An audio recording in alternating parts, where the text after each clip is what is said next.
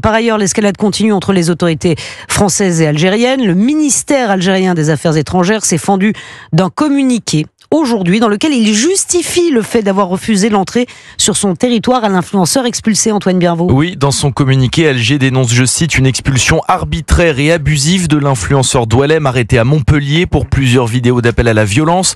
Le pouvoir algérien présente le suspect comme un homme socialement intégré, vivant en France depuis 36 ans pour justifier son refus de le reprendre sur son sol.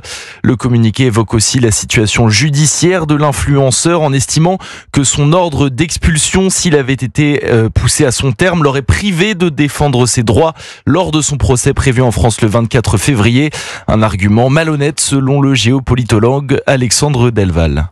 On voit bien qu'il y a une véritable volonté de provoquer parce que le communiqué fait également allusion au fait qu'il y aurait un procès, que le ressortissant algérien n'aurait pas eu le temps de se préparer à ce procès, il aurait été expulsé trop tôt, alors qu'en fait, s'il est expulsé, il va échapper au procès. Là, il y a aussi une sorte de provocation, c'est presque ironique. Les Algériens réfutent par ailleurs toute tentative d'humiliation ou d'escalade avec Paris.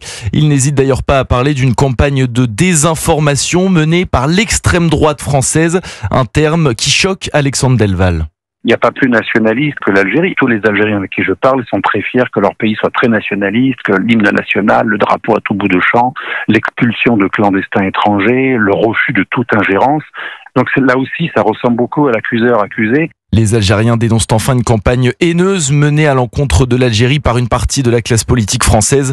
Un communiqué corrosif qui tend donc ce soir encore un petit peu plus les relations entre Paris et Alger. Merci beaucoup Antoine Bienvaux, nous l'avons ici, ce communiqué, je l'ai entre les mains. On va en parler avec Rachel Kahn et Olivier d'Artigol qui sont arrivés dans ce studio.